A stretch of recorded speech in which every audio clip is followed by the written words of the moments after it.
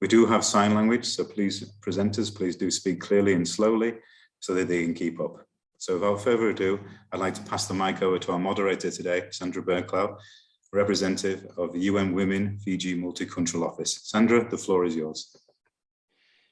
Bulavanaka, and very big thank you to you, Robert, and colleagues. Bulavanaka and warm Pacific greetings from Suva, Fiji. As Robert said, I'm Sandra Bernklau. I'm the UN Women Rep for the Pacific Office and moderator today for this session on gender equity, diversity, and inclusion. So I want to begin by thanking our host, the Office for the High Commissioner for Human Rights, Regional Office in the Pacific, and their partner, the Pacific Islands Private Sector Organization, PIPSO, for putting this regional forum together, and also for ensuring that we had a good session on gender equity, diversity, and inclusion. So we're very happy to be part of this conversation. I also want to thank in advance our esteemed panelists, who I will introduce very soon, and my colleague, Kaushal Sharma, who put this session together and did a fabulous job putting it all together. Our discussion today is going to center around gender equality, diversity, and inclusion, why they matter, why it's not only the right path forward in business, but why it makes really good business sense. So we'll focus today also on practical ways that businesses can promote, support, protect, and respect human rights through improving gender equality, diversity, and inclusion by putting in place policies and practices that progress these in their businesses. So I want to acknowledge our esteemed panelists today. We have Dr. Akanisi Kedrayate, who is the chair of Diversity, Equity, and Inclusion Committee from the University of the South Pacific. We have Sachiko Soro, who is the founder and director of VO Dance Group. And we have Maria Ronna Luna Pastorizo-Sekiguchi, who is the president of the Graduate Women Fiji and founder and director of Greenhouse Studio. Now, Ronna will be joining us in a couple of minutes. We'll just move on to the second slide, please. So this second slide really unpacks what we mean by diversity, equity, and inclusion. And it's really important to understand these three concepts. You know, diversity is about making sure that your workplace has representation from all of the different communities in a society, all different identities, whether it's religious identities, ability or disability, diverse sexual orientation and gender identity, equality between men and women, various ethnic representations, indigenous and non-indigenous. So it's really important that our workforces reflect our societies. Equity is about making sure that everybody has access to fair and equitable treatment, access to the same opportunities. And inclusion is about putting in measures to make sure that our business environments respect and value people, but also that they may be physically able to participate in business. So inclusion measures might mean making sure your office is disability accessible, for example. Next slide, please. So there's a company called the McKinsey Company, and they look at diversity and inclusion and gender equality across the whole, range of companies around the world. And they track what happens when there's greater gender equality or greater diversity, and they measure business performance. So they've done studies in 2015 and 2018 and in 2020, and their latest report was called Diversity Wins: How Inclusion Matters. And we took a look at some of the data that you can see on the screen about why companies, if they have a more inclusive and gender equitable workforce, does it help them? And it's shown hands down that it does. Companies with more than 30% women executives are likely to outperform companies where that percentage was much less, between 10 and 30. And in turn, companies with greater gender equality at leadership level were able to outperform companies that have fewer women executives or none at all. So there's a substantial likelihood of outperformance 48% separated the companies with most women in senior leadership levels than companies that were less gender diverse. And then when we looked in the case of, ethnic or cultural diversity, the business findings are equally compelling. In 2019, the top quarter companies outperformed those in the first quarter by 36%. Those companies that had greater diversity and inclusion at the senior management levels again. So you're more likely to perform better when you have a diverse and equitable workforce. And they've collected the data to show why. So we can share some of these reports with you, or you can, we've shared the sources. So please do look up these reports. They're extremely, extremely interesting. Next slide. So let's take a look at why these companies perform better. What is it about diversity and inclusion and equality that helps business? So according to the McKinsey study, they highlighted 5 key reasons why diversity and inclusion help businesses perform. The first one was that, by limiting the people that you recruit, you're limiting your talent pool. It's as simple as that. If you recruit only men, you're limiting your talent pool. You're missing out 50% of the talent pool.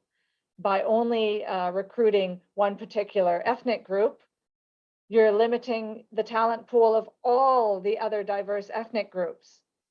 It's the same with restricting to, your business to not including persons of diverse sexual orientation and gender identity, or persons with disabilities. So limiting your talent pool is bad for business. The second reason, diversity strengthens leadership accountability and capabilities. So back in the old days, we used to talk about the old boys network and the boys club in business, and they were, and back then it was kind of protected because it was a closed pool. It was a little club. But when you start opening up the club to diversity, greater people demand further accountability. And accountability and transparency is good for business. It means that everybody is aware of the decisions, everybody can participate in decision making, and it strengthens the leadership capabilities. Diversity strengthens decision making. So that's the second point. The third point is that, when you open up your business to being more diverse, you also open up equity. That means people having equal opportunities at the best jobs. When you've limited that and only some people can apply for jobs, you're limiting again your talent pool. So by making your business diverse and more equitable, it also means that you get the best talent. The best people can apply for the jobs and get them. The fourth point is that when you're promoting openness, you're also tackling discrimination, bullying, and negative or aggressive behavior in business. It also means that you're building a better and more, inclusive workforce that is less aggressive, a less toxic place to work, and that leads to increased productivity. Nobody wants to work in a negative environment that has bullying or discrimination. So when you remove the discrimination, you're fostering a more open workplace, and that in turn increases productivity. The fifth point is that when you increase diversity, you also foster a sense of belonging, a culture of togetherness, and people feel that their business then is more of a family, that they have shared goals. Just, even though everybody's diverse, everybody comes together towards that common goal of a team in your business. And companies that do that always do better at business. Next slide, please. So at UN Women, we really take this seriously. Women's economic empowerment is, when we talk about that, we talk about women's ability to participate equally in the economy. And that's not just about making more money, It's about having decision-making over the money you earn. So we talk about voice and agency in gender terms, but all of this means that having women participate in economic life is better for their households, it's better for the community, it's better for national economies. So when women can equally access business opportunities, equally participate in business, and have equal decision-making over the money they earn from business, their families tend to do better, their communities do better, and of course, they prosper as well. So holding back women from economic development is not only bad for business, but it's really bad for our whole economy. You think of your human resource pool as a resource, and if you're holding back 50% of your resources, that doesn't make sense for business. So women's economic empowerment is a big priority for UN Women. And we know that globally, the data is terrible. Over 2.7 billion women around the world are legally restricted from having the same choice of jobs as men. Out of 189 economies assessed in 2018, 104 of them still have laws that prevent women from working in specific jobs. 59 economies have no laws on sexual harassment in the workplace. In 18 economies, husbands can legally prevent their wives from working. So we know that women are, restricted sometimes by law, but sometimes also, which is more common in the Pacific, by social norms. So social norms are those norms that govern,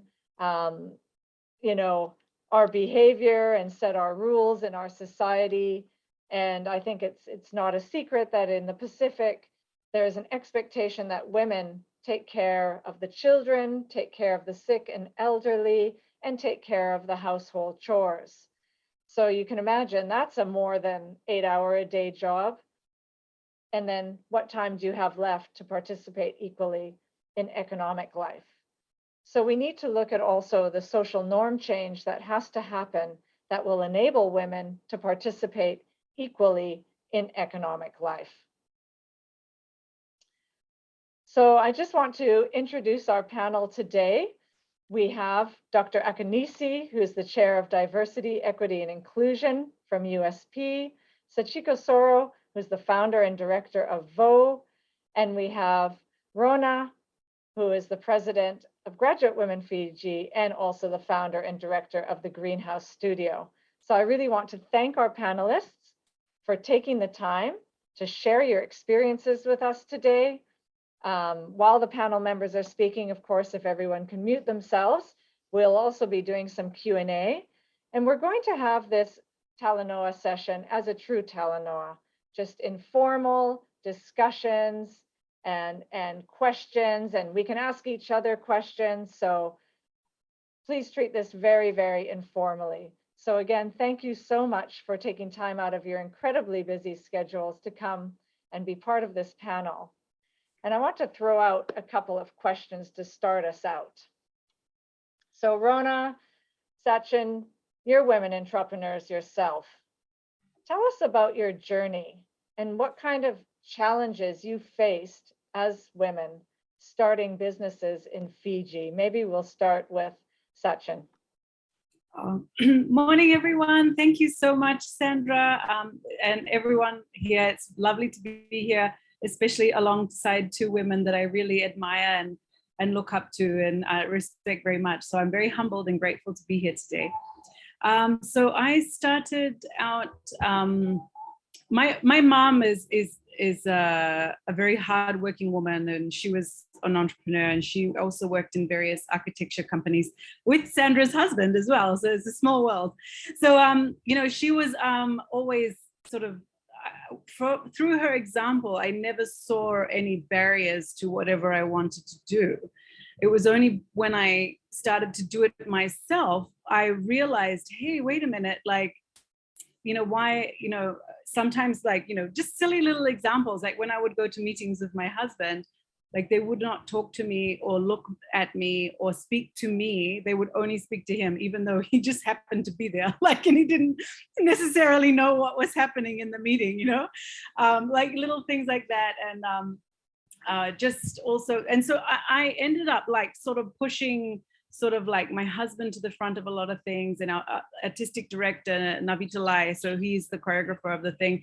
It just became easier to push the men forward in order to get things done. You know what I mean? In order to move the ball in the right directions, even though like, you know, I was doing most of the work, which is fine, you know what I mean? But it just, you know, compromising those kinds of things. But from my perspective, running a dance company in Fiji for the past 15 years, my number one philosophy, I'm really passionate about having equality in women in the workforce. It's my, you know, it's one of my driving forces, especially in leadership positions.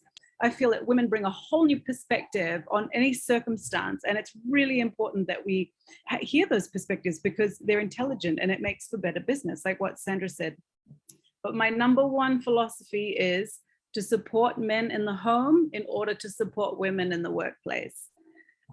If we don't support men in the household, we will lose women out of the workforce, you know, because when it comes to childcare, when it comes to, you know, all of these burdens that they carry at home through, you know, established cultural norms, we will lose them. And if we don't bring men to the table and support men, we're going to lose our women. So for our company, you know, one of our policies is like paternity leave.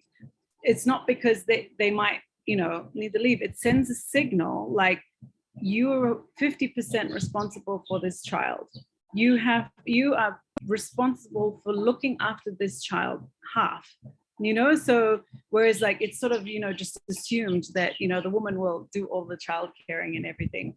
So that's my main passion is to try and encourage men to share the burden at home, because we lose talented women that, you know, it just assumes that when you get married, oh, you can't do that anymore. No, now you can't do that anymore. No, oh, now you've got a child. No, you can't. You know what I mean?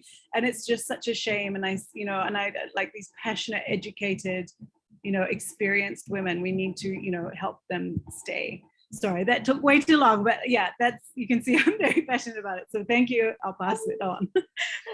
No, those are great reflections. And it just makes me wonder how many women sort of step to the back and push men to the front and support them and do all that work behind the scenes that somewhat, you know, makes us invisible, you know, just to get by because we're trying to comply with these social norms, you know. And great point about, you know, paternity leave and really reinforcing, hey, pitch in your 50%, you know, sharing the load at home. No, absolutely. Thanks, Sachin. That's fantastic. Ronna, tell us a bit about your journey. Hi, everybody. Good morning. I hope you can hear me okay. All right. Thank you so much for inviting me to this panel. Always happy to talk about, you know, different ways we can ensure this gender empowerment, inclusion in the workplace, in businesses. In my experience, I didn't have a male partner starting this business. It was just myself.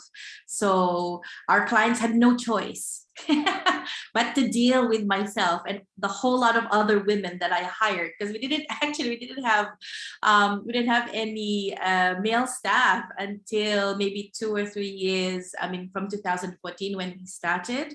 And we're like, yeah, we also need some men in our organization, in our company. And when we hired Josh, we were like, yes, we've also got, you know, someone who can give us that point of view, that perspective, because for us, you know, that's important to allow both perspectives to shine.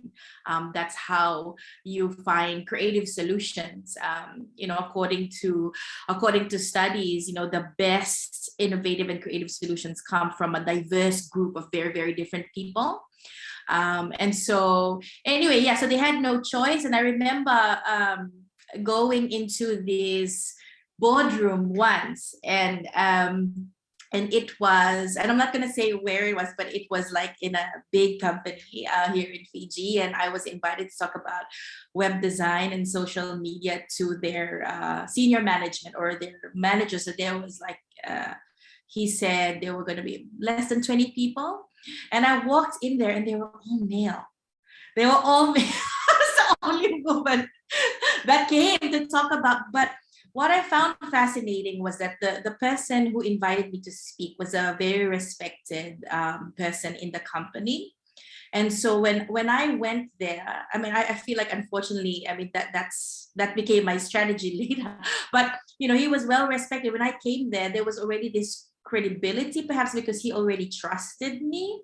So for us, the way we've built Greenhouse over the years is we just, you know, irregardless whether there's some pushback because there's more women in the company, we just let our work speak for itself. And over time, even those people who were skeptical understood that it was about the quality of the work. And so that's how, you know, we've pushed forward. And just like Sachiko, we also have paternity leave at Greenhouse. In fact, now there's 3 men in the company, there's 9 of us, and one of them has already used it. We had to push him to use it because, you know, he had like this traditional way of thinking, no, it's okay, mom, and, you know, my sister-in-law is going to help. I was like, but you're the dad.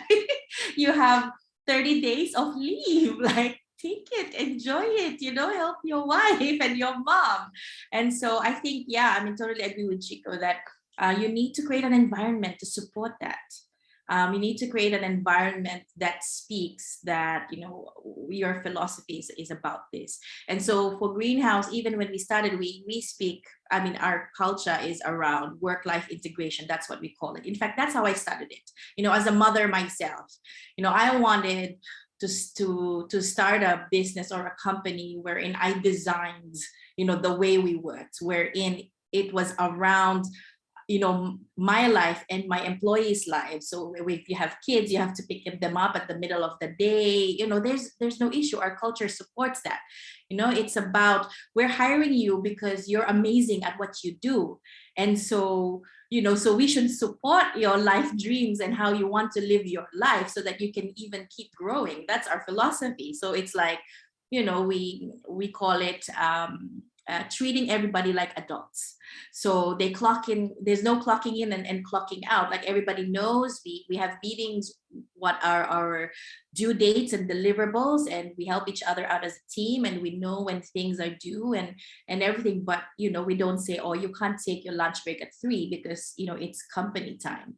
You know, it's not, that's anti-Greenhouse. And again, it's the work-life integration. If you're a mom and you need to, like, for example, now we still have homeschooling. You know, we have some of our moms staying at home 2 to 3 times a week to work from home so they can support their kids during that time.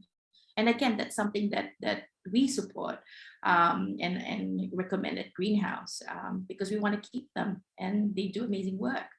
And yeah, and we need to keep thinking, and that's our culture. So yeah, that's how we've been going on in the past few years. Thank you, Sandra. Again, I like Chico, I think I spoke too long. Sorry about No, that. it's excellent.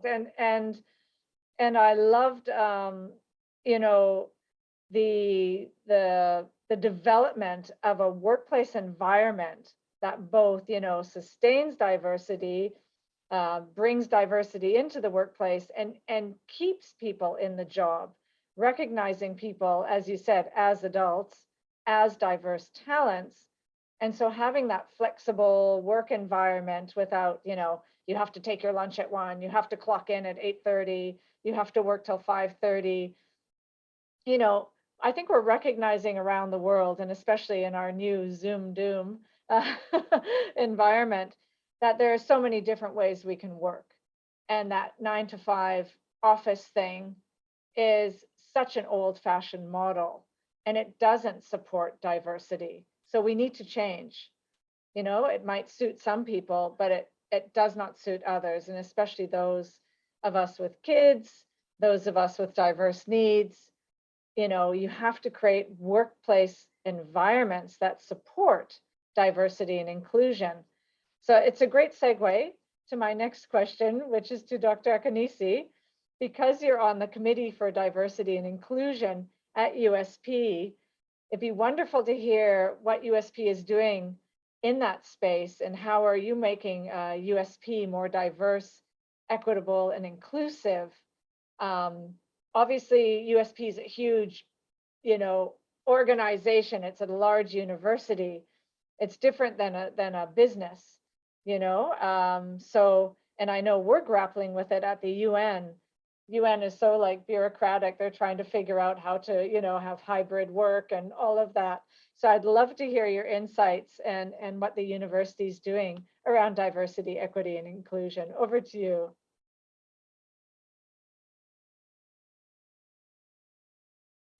You're on mute.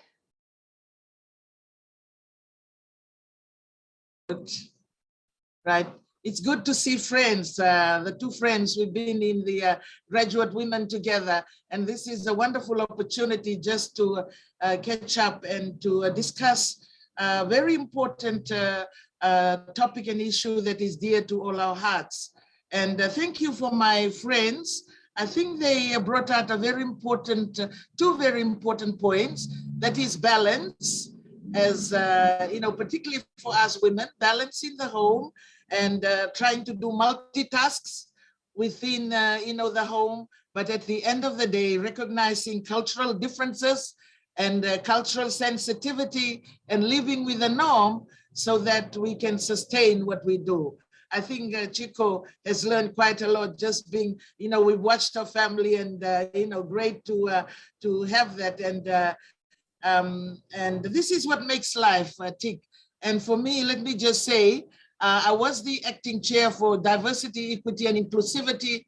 And before that, mainstreaming gender at the university. And now I'm so happy that the chair now, we've got a man who's chairing it. And, I really endorse that and I applaud that because I think what has come out from my friends as well, we need the support of our male partners, of our male friends to be able to journey with us. And going to your question, Sandra, I was brought up in a family of girls, no boys.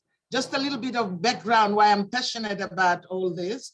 I used to ask Sandra, why can't I climb coconut trees? Why can't I do this? Why can't I do that? I was often told by my mother and girls are supposed to do that. Girls are supposed to do this. So that was my background. And I never rested because I had a lot of unanswered questions that I brought, to the university, and it made me, confirmed, strongly believe that, in this world, everyone has got equal rights, talking about human rights, equal rights, and has got talents and abilities to be able, to fulfill that. I believe strongly in my faith that God has given all of us that abilities, irrespective of what status, irrespective of what position we have, to be able to fulfill those talents, so that we can make life a little bit better and our lifestyle can be better. That's my foundation. And that is why, and my belief and my faith in that, at the university, I share this with the class that I teach, the teachers, preparing them to recognize that we are all equal, that we are all the same. And before then, before we even talk about gender, I was already, emphasizing that because of my background. And, now being here at this time just confirms some of those beliefs. And I like the report of Mackenzie that you shared. At the university, when it was established in 1968, there was a provision in the statutes which talks about non-discrimination. So the university picked it up to say whoever comes to the university, from diverse background, the university looks after 12 countries, 14 campuses, and has also opened its doors to the globe. So we value diversity. We value exactly what you have shared this morning, that everyone is different and we celebrate that diversity. But it was not until 2017 when we actually made a policy on that. So it is an umbrella policy, and there was a shift from gender mainstreaming to a more holistic approach on gender.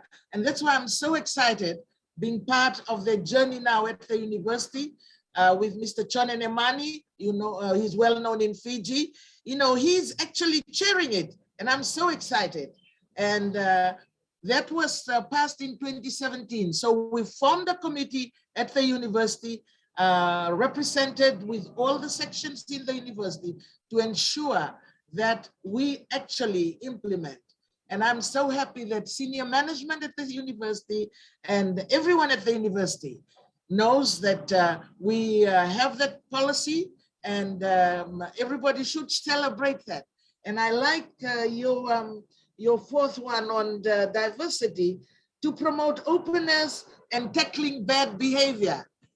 Last year, this is the problem about bad behavior and people not complying. So 2020, last year, we had a policy that we had worked on and was passed by council, sexual harassment and bullying, and also child protection policy. So this year, we planned a virtual workshop for all our women for all the campuses. And we have finished all the campuses, you know, the 10 campuses. And this week, yesterday we did Nauru. And this morning after this, we will do Niue. And then the last one will be Cook Islands and Tokelau. And that completes the campuses. And next year, we will do all the sections on campus. So that is just going over the policy. And exactly, I like your presentation because it will help me strengthen, you know, what we are doing.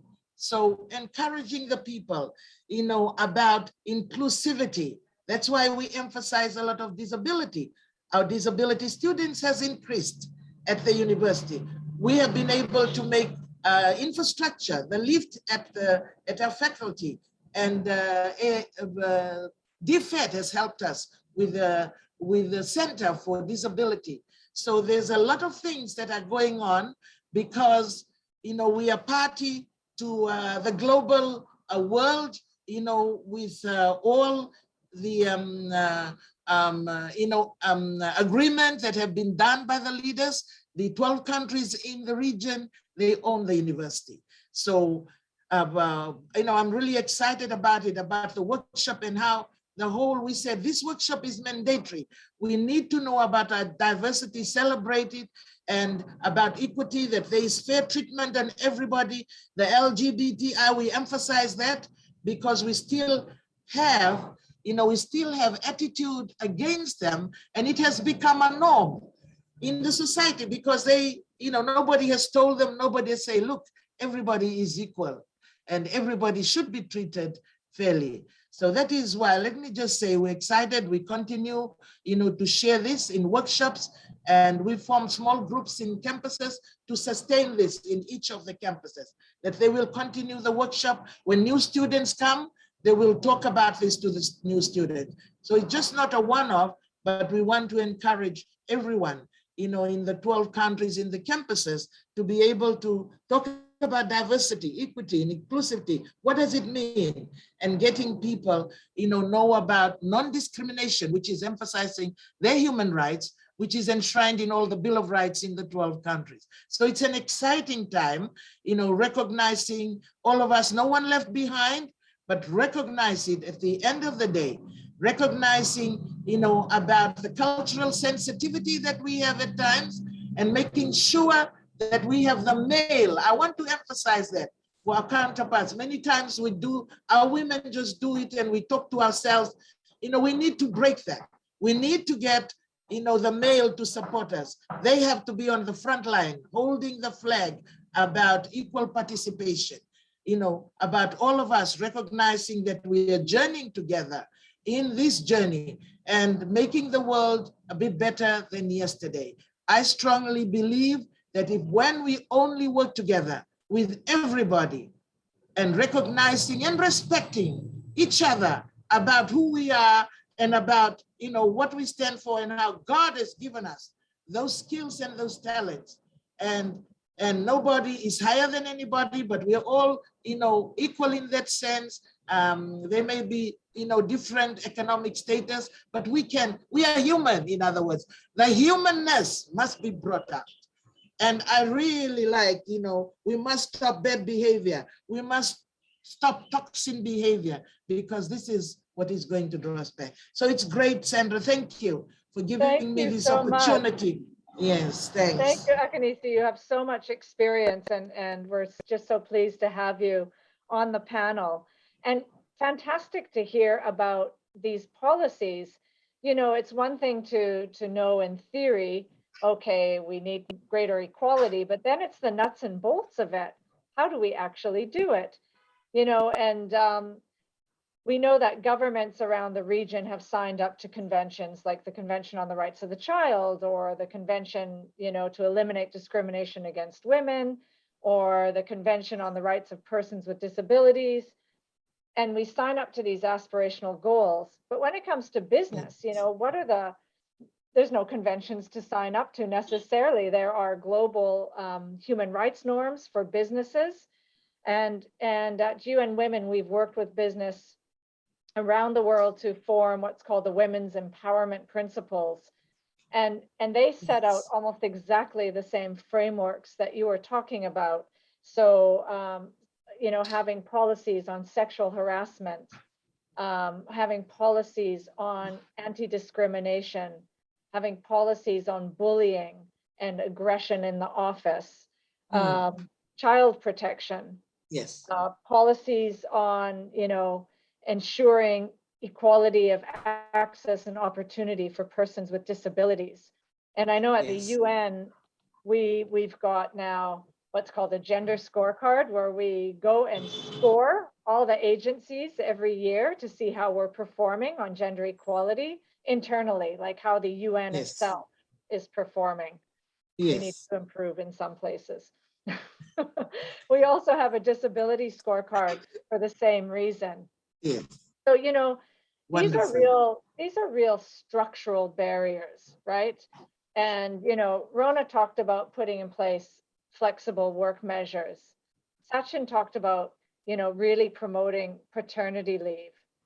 So from your perspectives, what else can businesses do? Like, what kind of policies, what kind of structural things can we change to really make sure that businesses remove those barriers by having better policies and practices? So maternity, paternity leave, absolutely.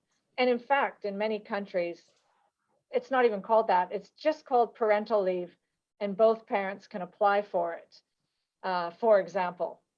What else can we put in place for businesses, including small businesses? Because in the Pacific, the majority of businesses are small.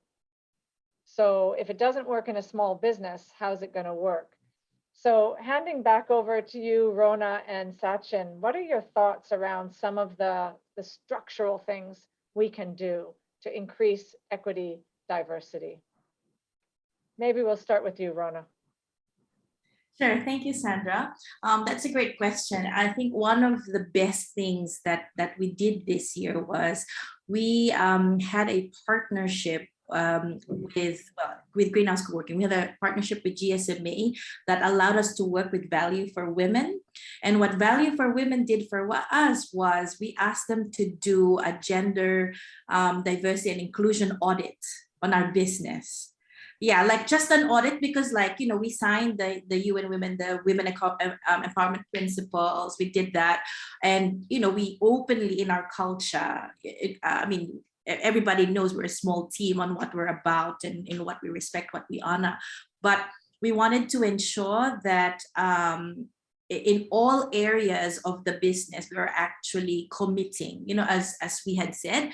So the assessment and the audit allowed us to create like a 3-point strategy on how we were actually going to implement our philosophy of gender diversity and inclusion at Greenhouse Studio and at Greenhouse Co-working. It was really great because for small businesses like ourselves, we're forever working in our business, continuously hustling, especially during COVID, right? And even if this is really important for us, we know that we might not necessarily put a lot of resources into place to ensure that we're doing all these things.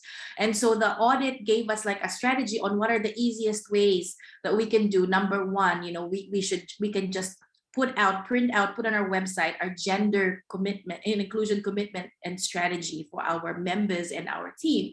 You know, number two, we talked about our recruitment policies, you know, like we have a very simple policy, but it needs to become better. So that was audited so that, you know, it can actually say, you know, what we want for our recruitment policies. And then number three, like involving the whole team and our members. So our team at Greenhouse on what the gender and inclusion commitment strategy means, and then having it all around our office so that our members included in their induction or onboarding pack understand that this is part of our commitment. So just those little things I thought were like incredibly powerful because they're simple, but they're practical things and tools that we can actually do as a small business. And I was actually thinking to myself, you know, I should talk to Women's Fiji or you know, other organizations who might be able to help talk about doing, how do you do a simple audit for your business? You know, how do small businesses do this? Because we didn't know how to do that.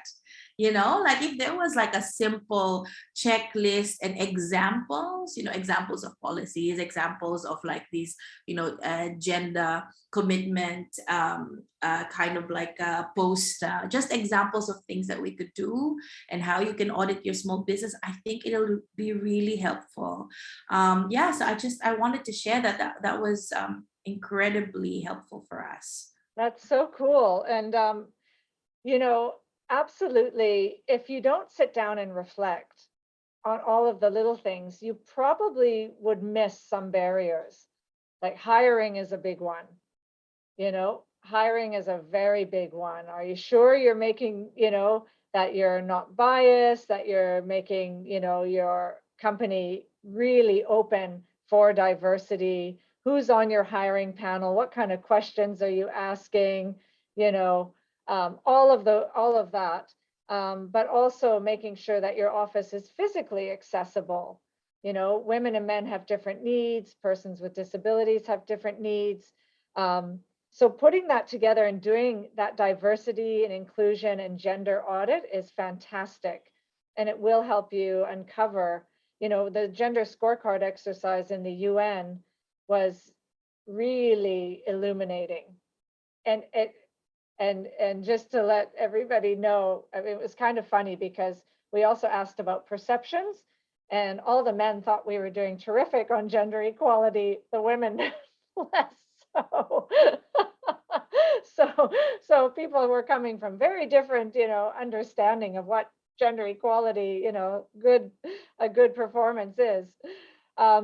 I know the Women's Empowerment Principles has some tools, and there definitely are tools out there. And I think the McKinsey company also has some tools to help you do a diversity audit. And some of them are as simple as a checklist, just taking it through as a team.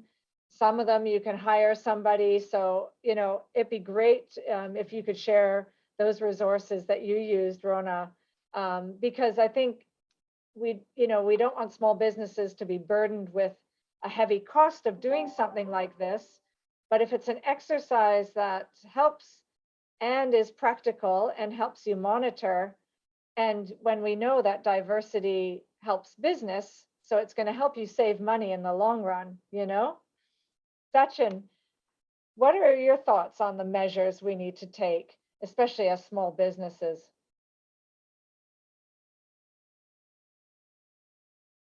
Oh, you're on mute.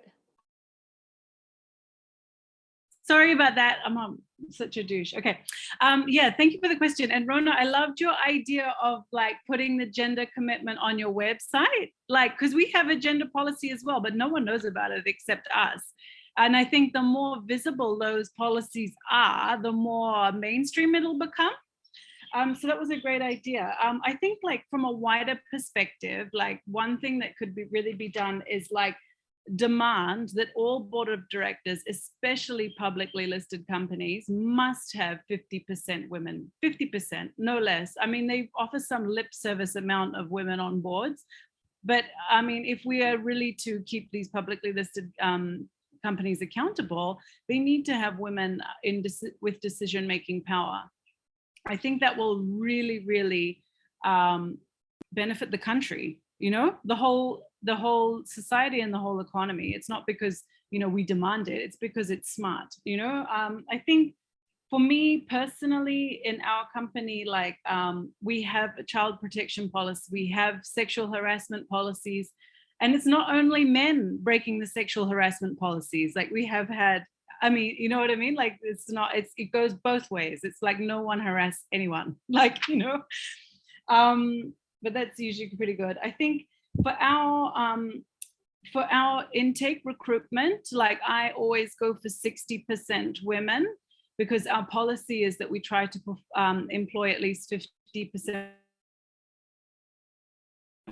about 30 full-time employees.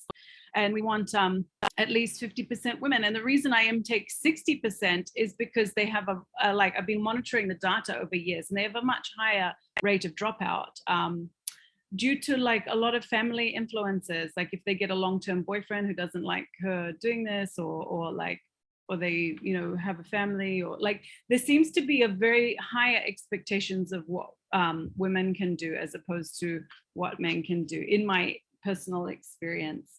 And another thing that I do at BO, because we work with a lot of youth, is we have a lot of sessions with outside organizations such as Medical Services Pacific, and we do a lot of reproductive health education.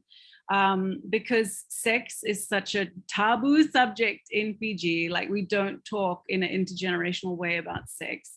So, you know, and I'm just an open book. I'm like, hey guys, you're all young, you're gonna start falling in love, and then you're gonna start having sex. So let's like sit down and talk about, you know, plan out when you wanna have children, you know, plan out like how it's gonna happen, you know, financially prepare for this, like health-wise prepare for this, like open book. Like anyone can come to my office anytime and talk to me about sex. Like, you know what I mean? I will, like, all the questions you're too scared to ask your parents, you can come and ask me. Like, you know, I think that's really important that we equip our women with choices so that they are able to decide when they want to have a family.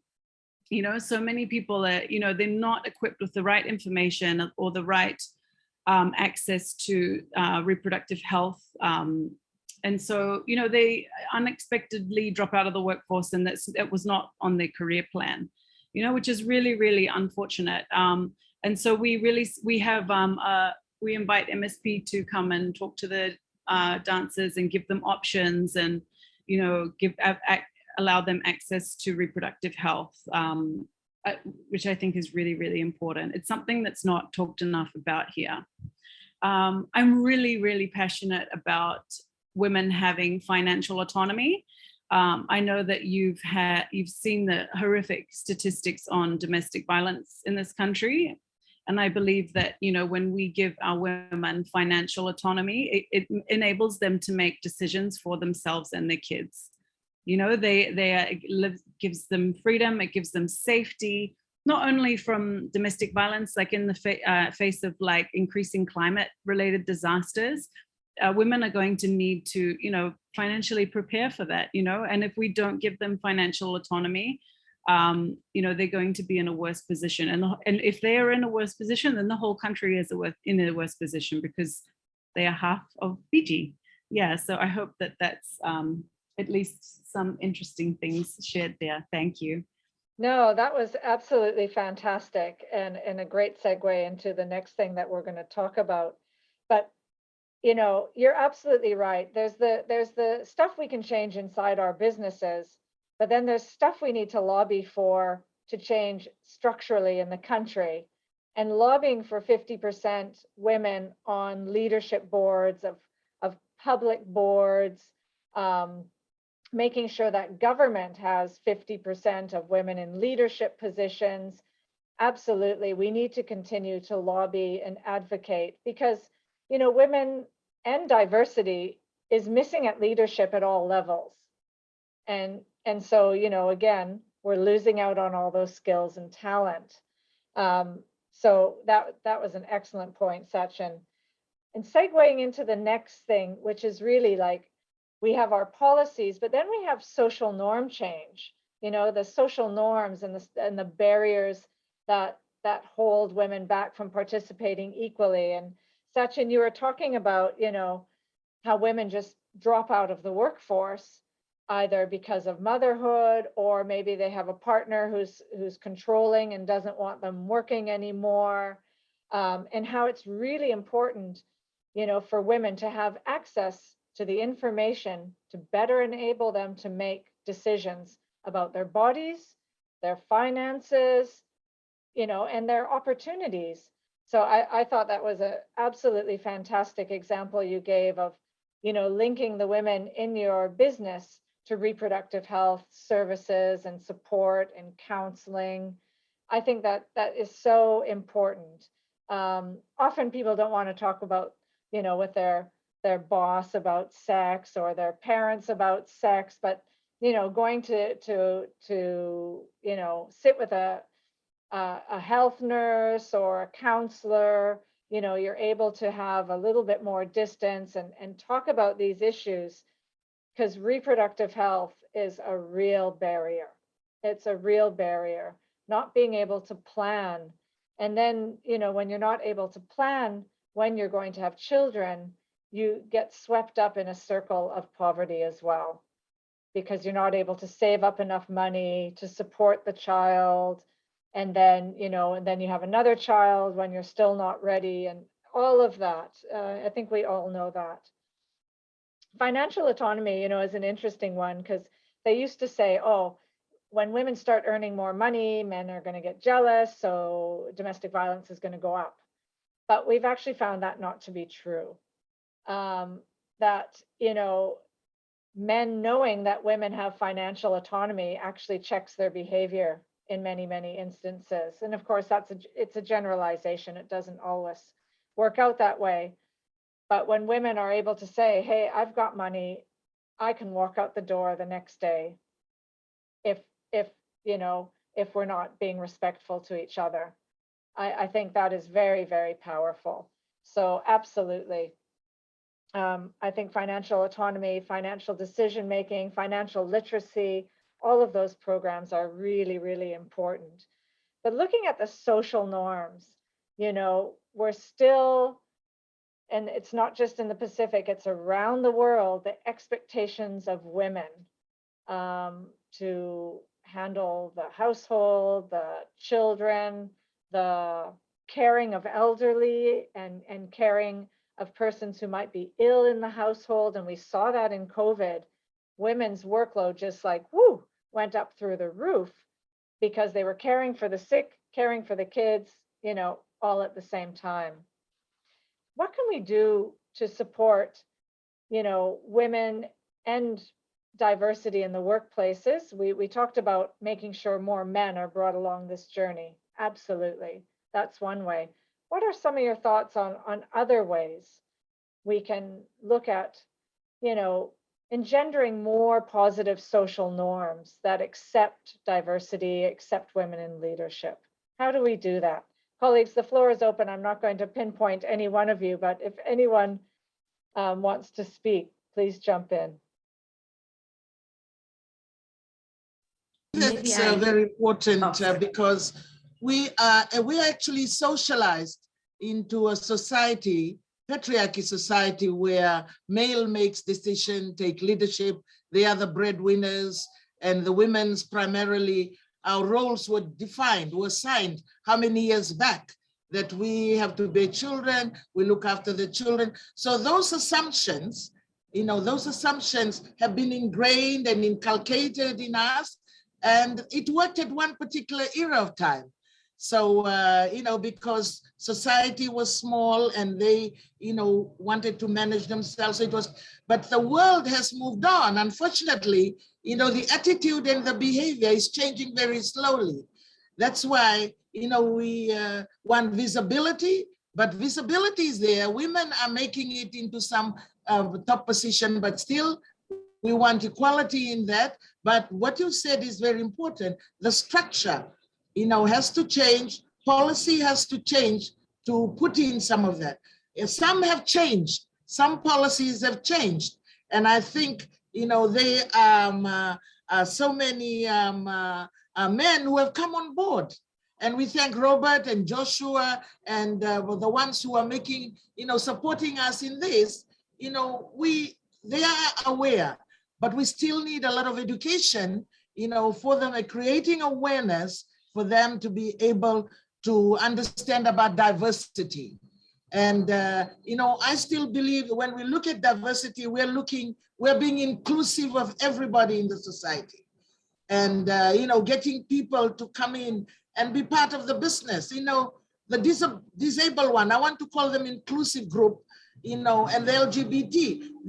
If we form together, like what you've shown in the study, the success is greater, and encouraging that, as what Sachiko has said, in concrete, like she said about mandatory 50%, we tried this once, in some place, but, unless it is put in black and white, and our team have tried to put it in USPSA at the university, which is a federated body of all the students' body. And the person who's my male counterpart, Mr. Peter, is a lawyer, he's advising them, and they're going to change, their ordinance so that they can have women as well. Only one woman, out of 22 on the council, they make the decision for the students. Again, that has to change. So it has to be put in.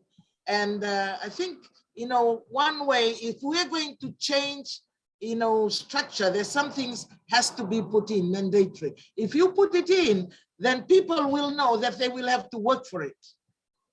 For example, ADB just said we will be having on the 26th a meeting with ADB about participation of women in the Solomons, in the current contractor that is going on. When we ran the workshop there were 22 male in the contractor, 22 male and only one female. Why is that? It is the female is a cleaner, We still have not, penetrated that because again, we need to encourage coming up in business, you need to have the education, you need to have the curriculum, the qualification to be able to be on that. So it is a holistic approach that we will need to be doing, in terms, we cannot just change the structure there and find that in other places, we do not have, people who are coming up to be that. So it's holistic approach to that. But I think, the gap that we need to build is the technical ability and capability of people to be able to fit into this area. If we want women, to do that, then we encourage women to take programs and courses and have technical workshops where they can get the skills to be able to do that. It's happening, and I'm glad a lot of organizations are doing that, running technical skills and equipping women to be able to fit into that. I'm sure Ronna, would like to have somebody who's got the skills and some qualification, and they can be mentored, to go through that. So I feel education and training, to have that capacity and the skills is one important thing that we need to encourage, the businesses and the organizations. If they are at that level with their knowledge, there should be policy to encourage them, to increase that, to go further in their study. So, and to be mentored. Mentoring is very important. Sachiko said she talks about, growing up, getting married. To me, that's one of the important things we need to educate, our young people, because a lot of people, just get into it and they have so many problems. That's good. And that should also be part in the business that we run, and ongoing training and ongoing, refresher courses so that we are updated all the time, because learning is a lifelong process. and we need to continue that. Another thing in terms of changing the structure, we need to still, create some of the institutions, maybe in government, that sometimes they want financial support, but it's still difficult for women to get financial support because of the forms that are there. They're difficult, and we have had words. If we really want to have women, get support, it may not be money, maybe little seed money. Then it must be very simple. Simple forms, we need to have that. And there should be encouragement, for people to come in. And that is where the media and communication is very important. The media must celebrate, what women are doing. During this COVID, we had women setting up businesses in Fiji, which is really good. And they showcased, I said, we need more of that. And last night, I think there were 2 women designers. They had a virtual fashion parade on television 1.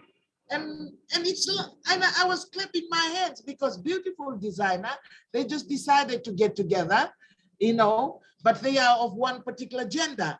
I said, if you get one inclusive one from the disability one, we'll also gifted some of them, and from the others, and we encourage a diverse group. We need to encourage diverse group to be able to form teams in businesses so that their productivity can be increased, so that success can be increased, as the study says. For people who are listening in, our countries can only move, with my strongest belief, if we have a diverse group. I've seen it happen in all my years at the university. When you come together in a diverse group, success is maintained, because different ideas.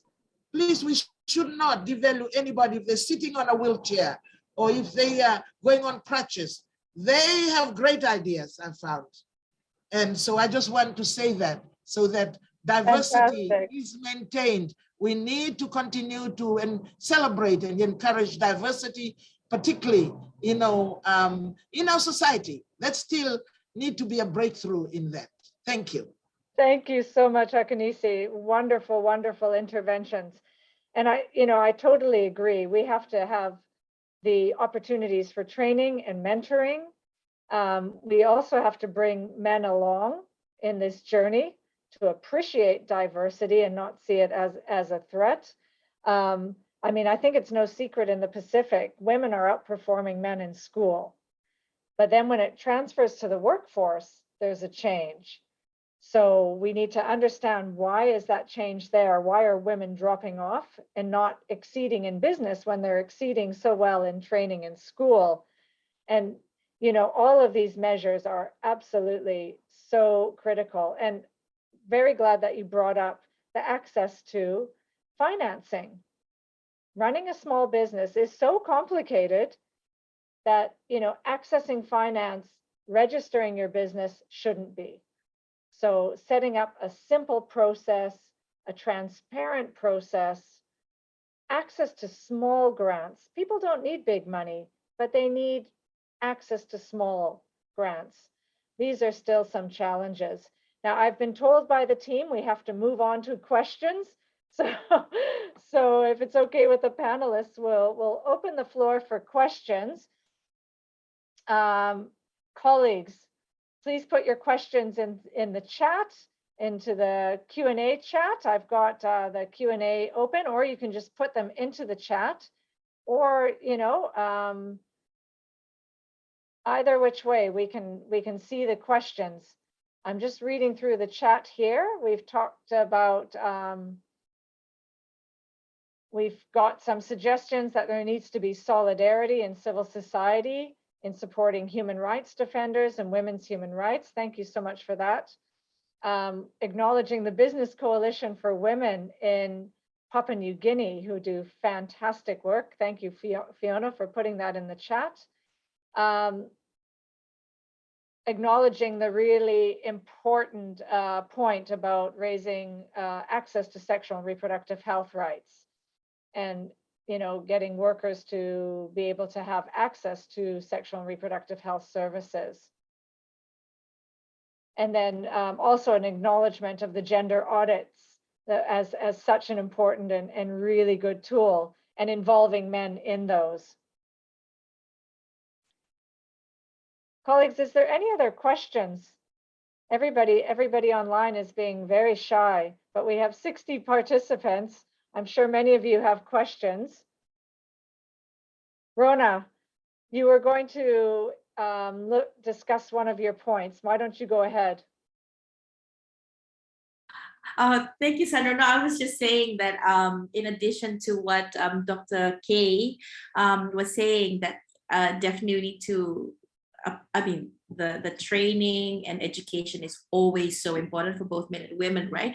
But in addition, we need to highlight more women in leadership and women in male-dominated fields, which is, you know, a lot of the things that we do at Graduate Women Fiji, because we know that when young women and men see them as models, they can see that this is possible. You know, like one of the best examples I always say is that when we had the STEM camp for girls and we had the graduation at GPH, and we invited female scientists, engineers, pilot. And so when our pilot came in wearing her uniform, the girls ran to her.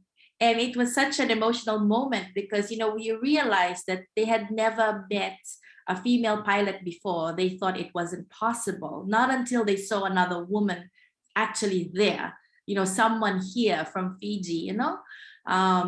So I think doing that opens up, because we're talking about high level changing structures and policies, and definitely that supports and drives a lot of the change. But a lot of the change also needs to happen within, you know, within families, within friends, within mothers and sons and mothers and daughters, you know. Like I'm always trying to check myself raising my son and my daughter, like asking him, so do you think, this is how I check, do you think, you know, girls can girls can do that too, you know? And I know that we're doing the right thing when I said, yeah, I mean, in fact, you know, she's so much better than me in this thing, you know. And I'm like, oh yes, thank Lord. Just to, because a lot of the times we don't realize that the things we say, the things that we do, and they're watching. Again, because it's deeply entrenched, even with our partners or even with our male friends, and they support women. Sometimes those things that they were taught when they were growing, it shows up in different ways that they don't realize that, hey, that's not, you know, that's not really empowering for women and girls. And you have to call it out, like you have to let them know that's the only way. And so I hope that, you know, us mothers now are raising our children, and because it's very hard to change, I mean, the minds of people already advanced in age. It can happen, but because they've inhabited that space and their thinking is set in many ways, it's very hard to change that. I mean, maybe it can change a little bit, and that's what we're hoping to do. But my hope now is the incoming generation, you know, and how they're seeing things. You know, they're seeing female bosses, you know, they're seeing female leaders, and they know that, you know, that women can take the same positions as men.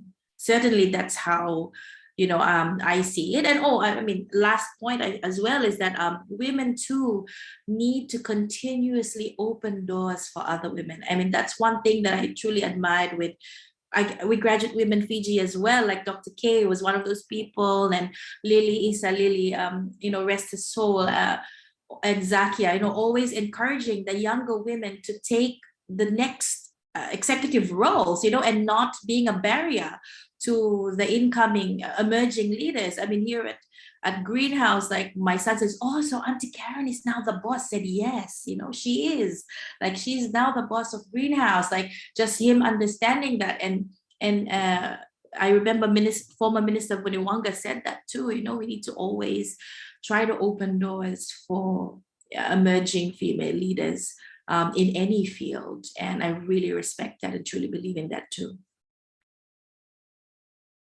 Absolutely. And I'm going to show my age here, but I remember when I first came to Fiji, FWRM had their campaign, you know, girls can do anything.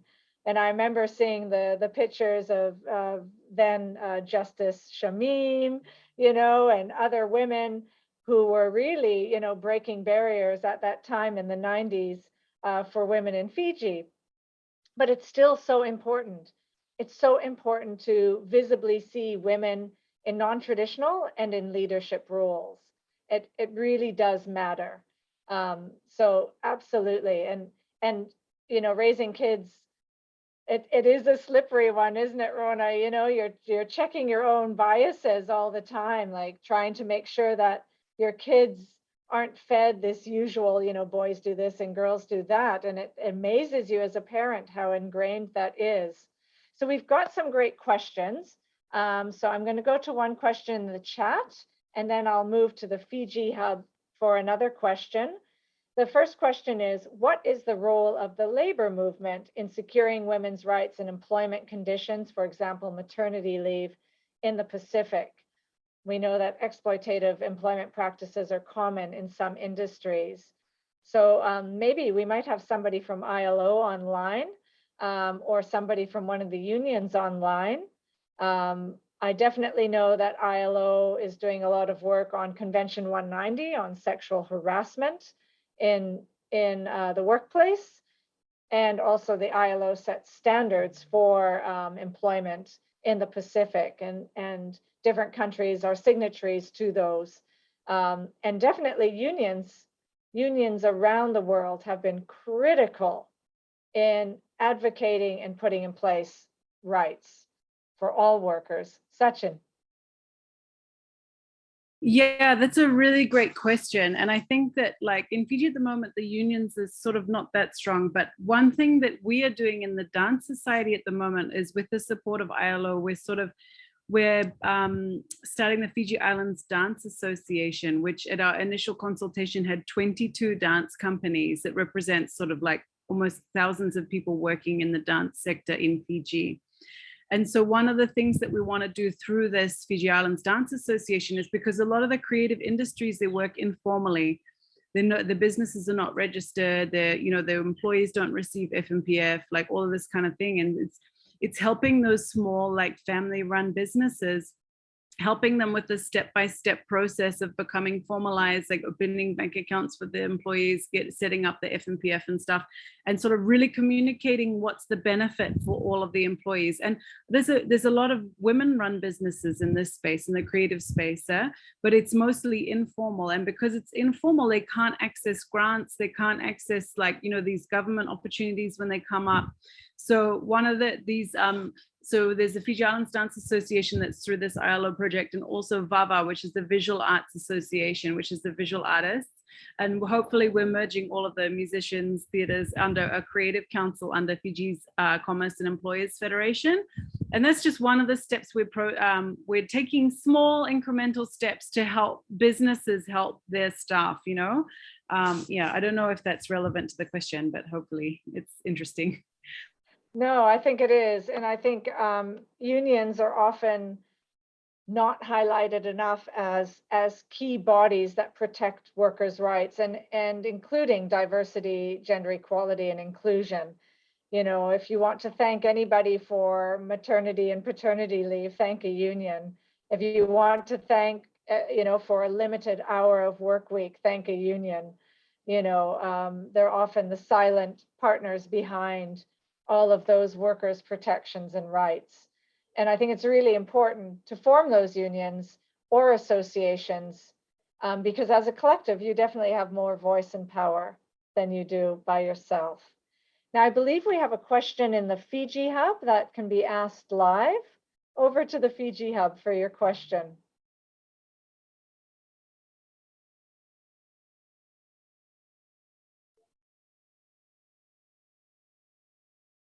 Fiji Hub, you're on silent. Somebody needs to unmute you.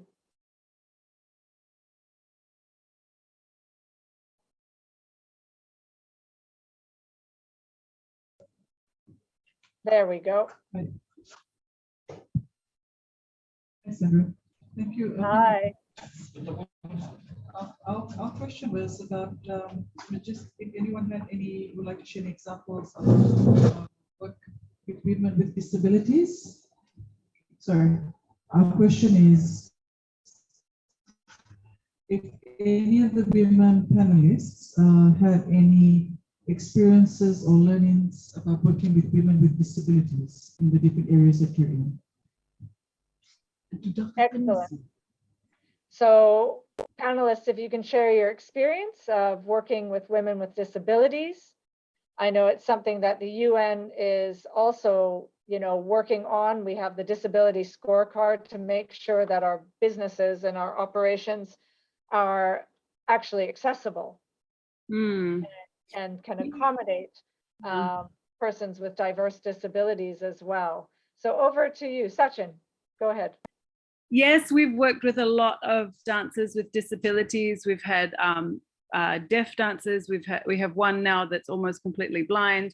But the most common disability that we work with in VO is extreme learning disabilities and dyslexia. We get a lot of recruits that find it very hard to read and write. We actually will go and audition at one of the special schools in Suva because of this, because they're excellent dancers and 100% reliable.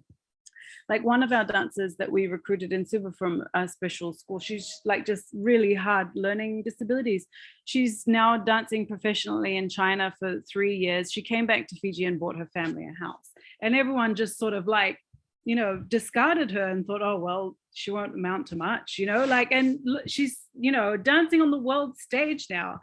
I had another girl whose mother brought her to me. She's like, I don't know what to do with her. She refuses to go to school. She's a very dyslexic, and she would refuse to go to school and then just got in with the wrong crowd, drinking, smoking, just would step school, from the age of Form 3 or Form 4. She just I'm not doing it anymore because she was getting bullied because of her learning difficulties, She came into dance, completely thrived, just absolutely 100% turnaround, committed, disciplined, professional.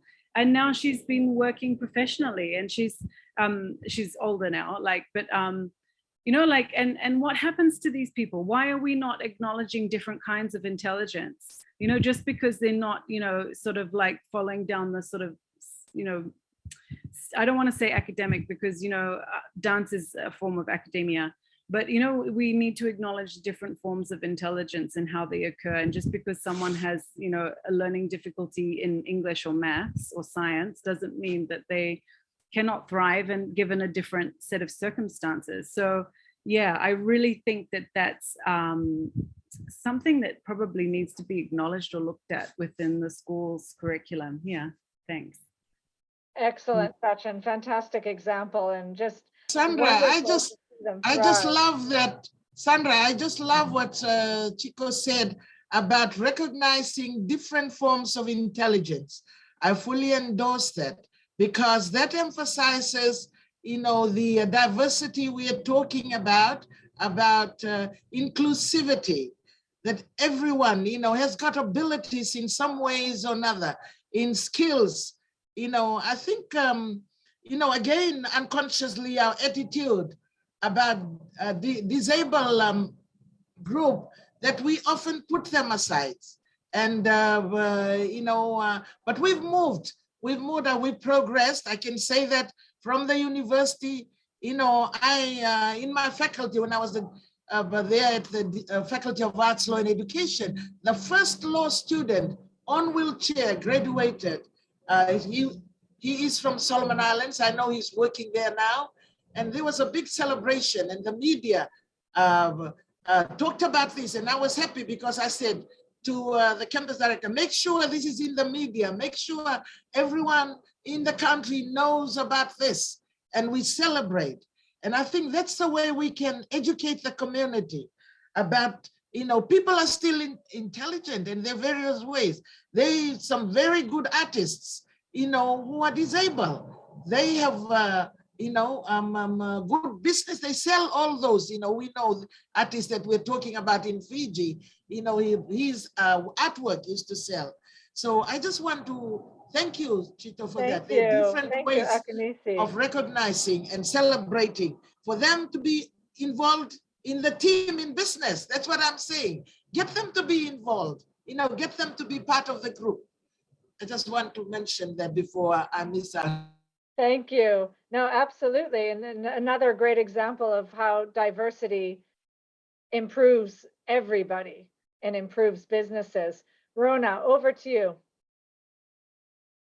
Yeah, I just wanted to say that's fantastic, Chico. I mean, I didn't know about that. That's amazing to hear about your stories, and also wanted to share that from our perspective at Greenhouse, like when we dreamed about building and opening this space at Greenhouse Co-working, we were like, we want to support all types of entrepreneurs, like not just the regular MSMEs, but we want to support mompreneurs. We want to support entrepreneurs who are perhaps on a wheelchair. So we wanted to make sure that the space that we created was accessible. We made sure our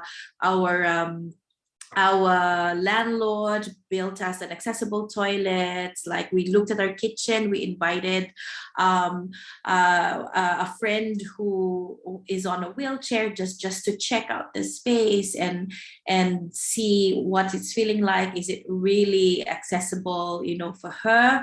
I mean, just really thinking, having multi-purpose quiet rooms for moms to be able to feed their babies, or just to be quiet with their kids and work as well. It's creating, because we have to think about really supporting and creating a space where everybody can thrive, not just like a selected group of people. And so apart from that, a Greenhouse in itself has worked with for example, the Fiji Disabled People's Federation. We've done communication skills training. It was a great experience, such an eye-opener, because there's more barriers for persons with disabilities in communication, that we discussed, and also especially in employment and starting their own businesses. If MSMEs already have huge barriers to start off, and in the Pacific, women-led businesses, can you imagine, also persons with disabilities even more? So that's how we've approached, this within our philosophy and our way of working. That's fantastic, Ronna. I've been getting multiple messages that unfortunately we have to wrap everything up, but this has been such an amazing, engaging discussion, of course, because we have you three amazing, engaging, experienced women on the panel. So I really want to thank you for the interventions today. And just to sum up, I think it's been apparent to everybody who's been listening in that the examples you've been giving are practical, they are realistic, both for small businesses as well as big institutions like USP. And we can see the benefits of gender equality and diversity, how it improves businesses. So improved human rights, it's not a trade-off. Improving human rights means better equality, better opportunity for everybody, and it makes great business sense. And, putting in some of the measures like having gender audits, improving hiring practices, putting in measures for maternity and paternity leave, making sure that your practices are inclusive.